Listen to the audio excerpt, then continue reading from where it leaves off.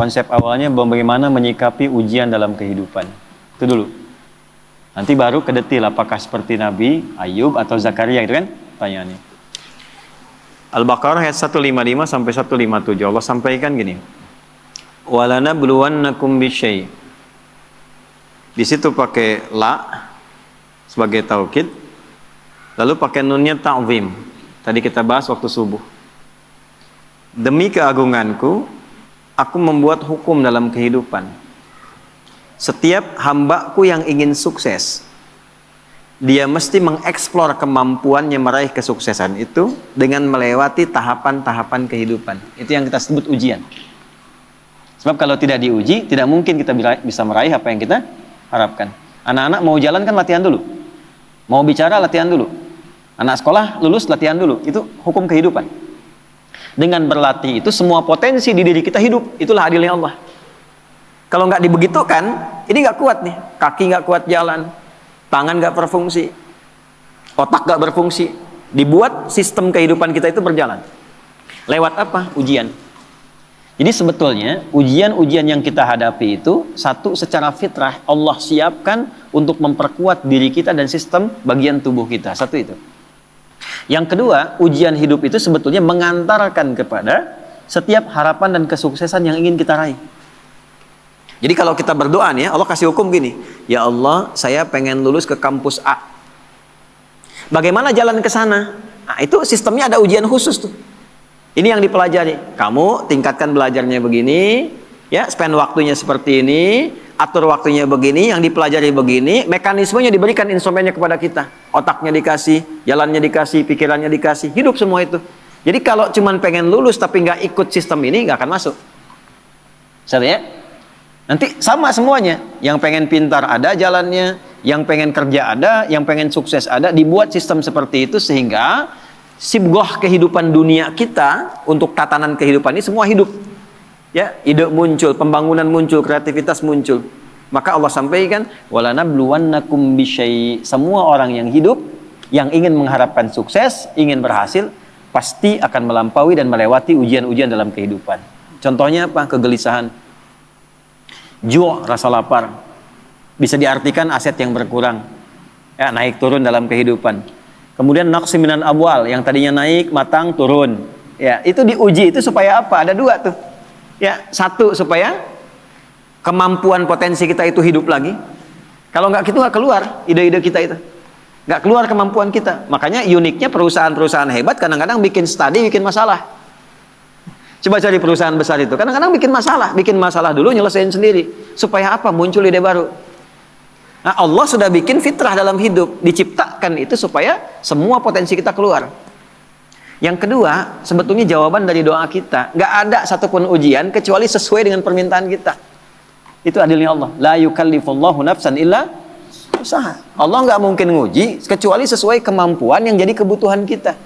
Apa butuhnya, apa pengennya, sesuai sifat ujiannya. Jadi kalau Anda sekarang mengalami masalah, sebetulnya masalah itu disiapkan oleh Allah untuk mewujudkan doa-doa kita. Harapannya pengen apa, ini ujiannya. Dan kita mampu melakukan itu. Ya, makanya tadi di surat Al-Insyirah waktu subuh kita bahas itu harus optimis. Begitu diuji, yakin saya bisa. Karena nggak mungkin Allah titipkan kalau tidak mampu menjalaninya. Jadi jangan pernah kita mencela satu persoalan hidup yang diujikan, karena sesungguhnya ujian itu hasil dari permintaan kita sendiri. Saya pengen nikah ya Allah, tentukan tanggal sekian, dikirim, ya lewatin ini nih. Ya, nah ujian yang diberikan kepada Razik itu tidak akan diberikan kepada Fauzi. Gak akan sama ujiannya. Yang satu pengen lulus ujian kampus, pengen cepat wisuda, yang satu pengen wisuda anak orang, ya kan? Nah itu ujiannya beda, gak akan sama. Masalahnya pun beda. Jadi ketika melewati masalah itu sebetulnya ingin mengabulkan doa yang diminta. Nah, jadi jangan pernah menyalahkan masalah. Gara-gara ini nih saya begini. Tidak, nanti hikmahnya datang belakangan. Nah, ilmu hikmah itu mahal. Hikmah itu tingkat ilmu tertinggi. Kalau belum paham, yakini dulu, lewatin dulu, baru nanti hikmah datang belakangan. Nah, sekarang baru kita masuk, Mas. Sebelum ke Nabi Zakaria dan Nabi Ayub tadi, bagaimana menyelesaikannya? Ya, Allah kasih contoh dulu. Nanti kamu kegelisahan pasti ada. Ya, lapar itu ada, gitu kan? Kemudian ujian, berkurang harta, kadang naik, kadang turun, ada gitu. Dikurangin dulu nih supaya kreativitas muncul, nanti diakumulasikan lagi. Ya kalau nggak begitu nggak akan kreatif. Wal anfus, sakit, capek, lelah, ada tetangga, kerabat meninggal, keluarga dan sebagainya, supaya belajar dari kebaikan dia. Ya, selalu ada hikmah. Nah, ujungnya apa? Ada wat samarat. Nah, ini kurang tepat menurut saya diartikan di terjemahan. Wat samarat diartikan dan bebuahan. Kalau begitu sifat keadilan Allah kurang sempurna, naudzubillah. Karena yang diuji tukang buah saja. Tukang sayur enggak, tukang boneka enggak gitu kan? Nah, samarat di situ pakai ilmu balaghah bacanya, pakai kinayah. Kalau kita nanam sesuatu kan yang pengen buahnya. Tapi kan tanam dari benih, tumbuh, dirawat. Begitu besoknya mau panen, mangga, malam-malam diambil orang. Anda ikut tender, sudah memenuhi kualifikasi, begitu mau dihasilkan, diserobot orang. Ada ya? Wabasyiris sabirin. Nah, konsep umumnya Allah sampaikan, berbahagialah orang yang sabar. Itu konsep umum. Jadi kalau sedang menerima persoalan, dihadapi, terima dulu dengan sabar. Sabar itu apa? Bukan diam. Teruskan. Ya, alladzina idza asabathum musibah, yang kalau dia ditimpa dengan apa yang dia inginkan itu, nah itu musibah tuh. Ya, musibah. Saya pengen pesantren dikasih sama Allah, ini musibah. Jadi musibah itu nggak harus selalu buruk, tidak. Baik. Ya, Anda pun datang ke sini bagi saya musibah. Ya, sebaliknya saya ada di sini musibah bagi Anda. Jadi sesuatu yang dialami musibah itu. Kalau mengalami apapun, dia langsung punya keyakinan, inna lillahi wa inna ilaihi raji'un. Yang dititipkan Allah kok, pasti Allah ngasih solusi juga. Semua milik Allah, apa yang nggak mungkin bagi Allah. Nah itu. Cuman kesalahannya orang sekarang itu dilekatkan dengan kematian saja. Semua punya Allah dan akan kembali kepada Allah. Ya kita juga punya Allah. Gitu? Pekerjaan kita punya Allah. Masalah Allah yang kasih untuk mewujudkan kita, solusinya punya Allah. Maka yang dibangun oleh Allah pertama kali kesadaran paripurna kita. Kalau sedang diuji, ingat kepada yang uji. Apa tujuannya diuji? Belajar dulu fikihnya supaya siap dengan itu. Nah, sekarang banyak orang ingin meraih hasil tanpa melewati ujian. Gitu. Coba yang mau nikah ini. Nah, kan? Pengen nikahnya aja tapi belum belajar fikih nikah. Padahal Quran lengkap itu. Sebelum menikah pelajari tugas suami ini, tugas istri ini. Nanti akan ada masalah antara istri dengan suami. Masalahnya begini, begini, begini. Nanti akan ada masalah antara menantu dengan mertua. Masalahnya begini, begini, begini. Kalau kamu nanti mengalami itu, solusinya begini, begini, begini. Sekarang jarang dipelajari. Pengennya cepat nikah aja. Tanggal tentukan, ini tentukan. Pelajaran belum ada. Dulu orang tua kita, kenapa ketawa? Dulu orang tua kita itu begitu kemudian mengkhitbah, dipacari, dikasih daun pacar yang perempuan. Lalu diajari rumah tangga 40 hari. Yang laki-laki belajar untuk memaksimalkan nafkah. Nah, dalam masa menunggu itu disebut pacaran. Belajar fikihnya begini, ininya begini. Makanya dulu tuh banyak sekali pernikahan-pernikahan yang abadi dan langgeng. Kenapa? Karena fikihnya dipakai. Sama babnya kerja, tapi tidak belajar tentang fikih kerja. Tantangan gimana? Menghadapi orang iseng gimana? Kalau makin naik, oh ini akan terjadi. Orang nggak suka, ingin menyingkirkan, ingin menyungkurkan, menghambatnya begini. Nanti cara menyelesaikannya begini. Ibadah ritualnya begini, secara intelektual pemetaannya begini, di lapangannya akan begini. Itu ada semua. Dan hebatnya adanya di Quran. Nah, makanya orang-orang yang kembali kepada Allah dipuji oleh Allah ayat 157-nya. Ulaika alaihim shalawatum mir rabbihim wa rahmah. Orang-orang yang memetakan mitigasi persoalan dan menerima optimis dia selesaikan, dipuji oleh Allah dibandingkan orang yang berkeluh kesah. Jadi sabar itu bukan diam. Sabar itu mengkontemplasikan, terima. Karena nggak diterima pun jadi masalah kita juga. Dan yang pengen itu kita juga. Terima dulu. Nanti setelah itu terhubung dengan Allah, sholat. Karena itu sholat disandingkan dengan sabar untuk menyelesaikan masalah. Ada di mana? Al-Baqarah 45. Ya, wasta'inu bisabri wassalah. Kalau engkau punya masalah, terima dulu. Bukan cuma engkau, yang lain juga punya masalah. Kan engkau juga yang minta. Nanti bawa solusinya lewat sholat, minta sama Allah petunjuk. Kalau belum yakin di soal imannya, Al-Baqarah 153. Ya ayyuhalladzina amanu sta'inu bisabri wassalah. Katanya engkau yakin dengan saya. Engkau yakin percaya kepada saya. Saya kasih kok nggak yakin juga. Di mana imanmu, kata Allah. Nah, setelah itu dikasih rincian jenis persoalannya. Ini orang-orang dulu yang punya masalah. Kamu pernah sakit, aku ujikan kepada Ayub. Kamu pernah punya persoalan di rumah tangga tentang keturunan, aku ujikan di Zakaria. Muncullah pertanyaan Anda tadi, apakah harus seperti Nabi Ayub atau seperti Nabi Zakaria? Balik ditanyakan sifat masalahnya apa. Karena Allah turunkan kisah-kisah itu untuk memberikan detil kepada Nabi Muhammad. Kalau sakitmu ringan Muhammad SAW, lagi kerja sakit diuji nih, capek, batuk, pilek, apa nih, Nabi Ibrahim pernah begitu. Kalau lagi berangkat dakwah, capek, lelah, bukan cuma kamu yang lelah Muhammad, Ibrahim dulu lelah juga. Turunlah Quran surah misalnya ke-26 ayat 80. Wa idza maridtu fahuwa yashfin. Kalau saya sedang tugas pegal-pegal dikit pasti Allah sembuhkan. Sambil dipegang. Kalau lagi dakwah suara hilang, ya wa idza maridtu fahuwa yashfin, sambil dipegang. Kalau sakit pasti disembuhkan. Yang nugaskan Allah, yang ngasih jalan Allah, yang nguji Allah, pasti yang ngasih solusi Allah. Pernah nggak begitu? Ya. Capek nih, oh nggak jamaah nggak jadi. Capek nih, kajian batal. Capek nih, baru mendung dikit, padahal belum tentu hujan. Yang dipasang malah status. Jakarta macet, ya. Berangkat enggak, padahal belum tentu ketika dia jalan itu macet. Nah ini satu mas. Nah kalau sakitnya demikian parah, sampai diuji dengan yang luar biasa, Allah kirimkan kisah. Wa ayyuba idnada rabbahu anni masani yadurru wa anta arhamar rahimin. Ayub itu satu kaya, kedua sukses, ketiga soleh, ideal sekali. Kaya, istri cantik, anak 12, aset banyak, asetnya banyak, kebun termasuk paling kaya, soleh, berbaginya, nabi lagi. Setan mengajukan permintaan kepada Allah untuk menguji Ayub ini, menggoda Ayub dengan 3 sifatnya sekaligus. Menghilangkan kekayaannya, menghilangkan keturunannya, menghambat kesolehannya. Tapi diizinkan oleh Allah untuk memberikan satu hikmah dan petunjuk kepada umat di masa depan. Kalau diuji dengan yang seperti ini, zikirnya begini. Pertama, minta kepada Allah supaya semua aset kekayaannya habis dalam sehari. Maka dalam sehari ternaknya mati semua, kebunnya kebakar semua habis dalam sehari. Setan melakukan itu, menduga Ayub akan putus asa, mengeluh kepada Allah. Yang terjadi justru ibadahnya naik 2 kali lipat. Nggak komen tentang aset itu. Alhamdulillah engkau yang titipkan, kau yang ambil, selesai itu. Sehingga jadi rumus. Ya, jadi rumus tuh. Nih rumus Ayub tuh begini. Contoh nih ya. Ini sendal di depan nih. Itu titipan dari Allah bukan? Kalau titipan yang punya siapa? Allah. Nitip nih. Kalau nitip diklaim sama yang dititipi, benar nggak? Tidak kan? Ya kan? Kalau yang dititipi berarti kan akan mengembalikan kan? Nah, kalau dikembalikan dalam keadaan rusak, seneng nggak yang nitipkan? Tidak. Saya nitipkan untuk dipakai pada yang baik, dipakai untuk nyuri, seneng nggak? Tidak. Begitu dititipkan dan berhasil mengolah itu, diambil sama yang menitipkan, alhamdulillah, ya Allah engkau titipkan kebun, aku sudah pakai sesuai dengan apa yang engkau perintahkan. Aku rawat, aku tanam, aku bagi, aku share, aku sedekah. Sekarang kau ambil lagi, alhamdulillah, sukses saya menjaga titipan. Dan Allah mengatakan kalau sukses aku ganti lebih di akhirat.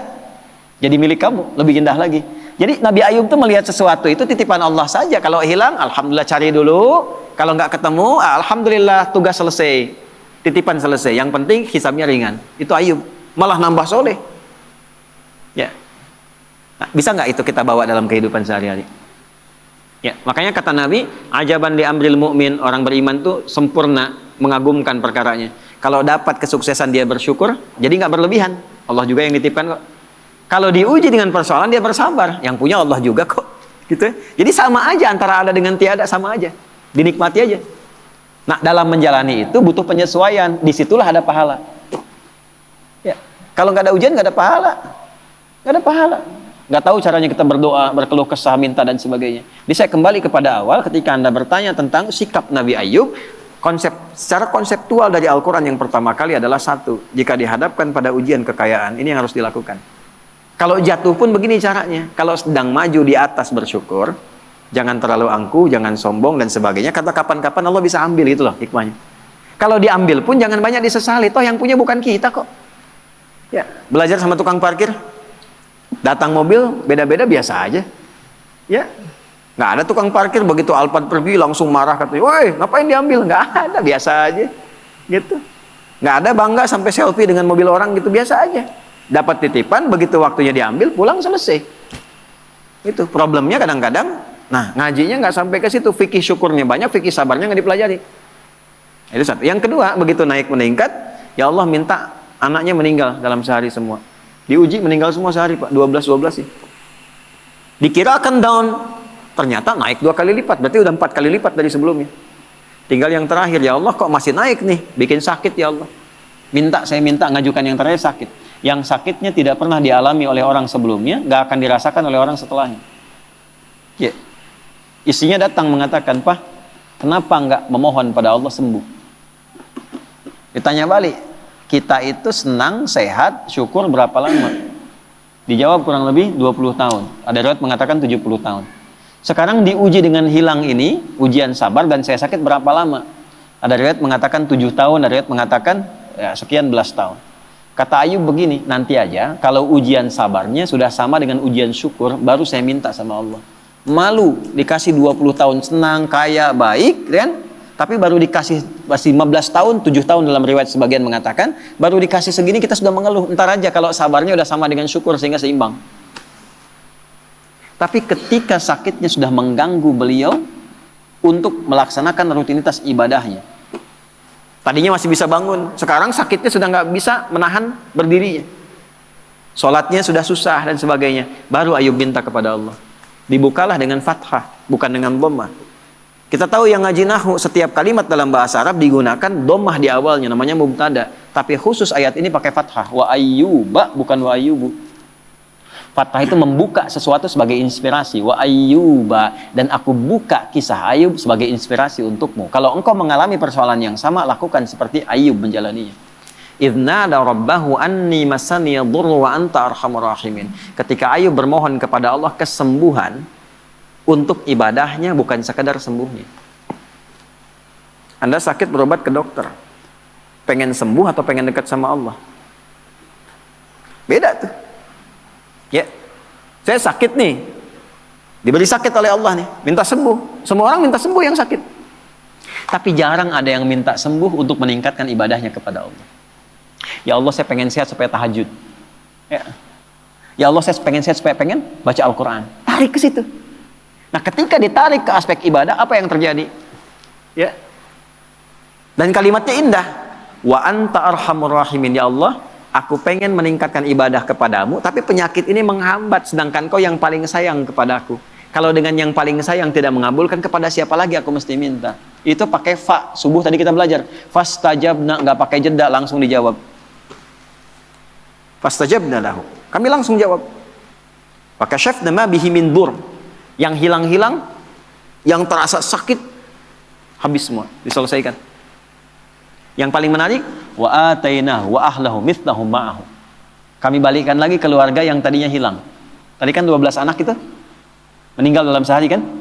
Tiba-tiba begitu sembuh, berhubungan lagi dengan istrinya hamil lagi, begitu hamil kembar 12 kali hamil, jadi 24. Yang tadinya 12 meninggal, sekarang lahir baru anak 24. Oh, Zik, 24 tuh. Ya. Setelah itu apa?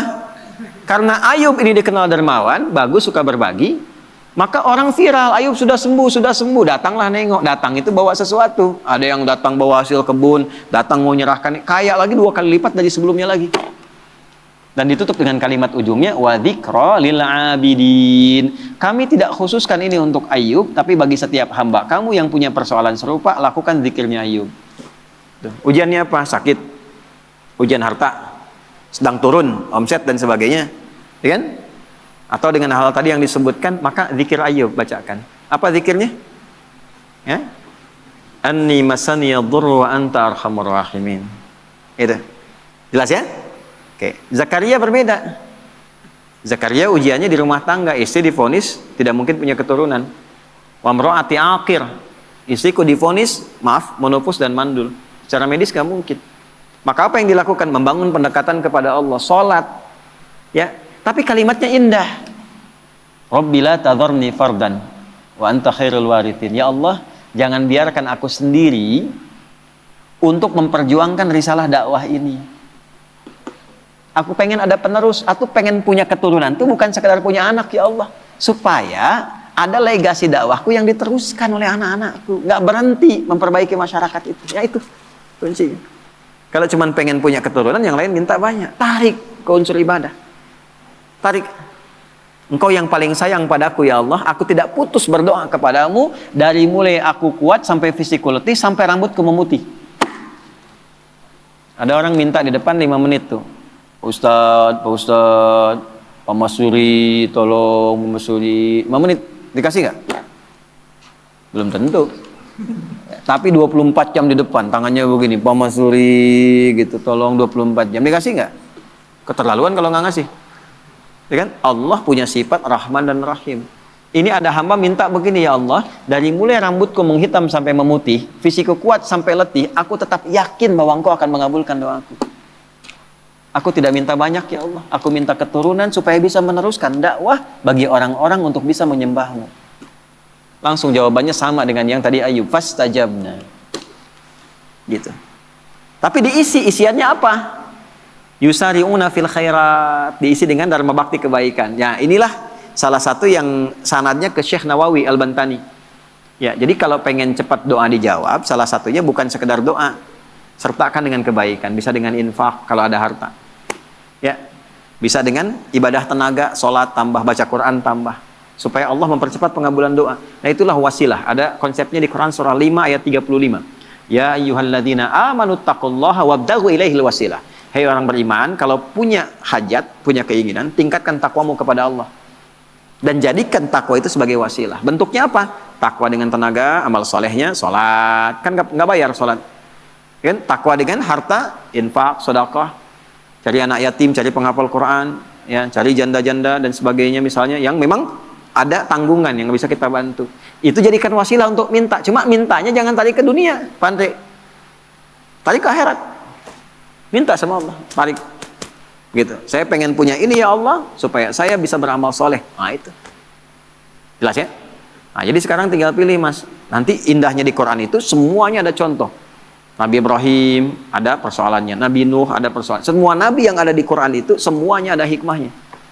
Dan akumulasinya ada pada kehidupan Nabi Muhammad SAW. Maka kesimpulan Quran cuma satu untuk Nabi Muhammad.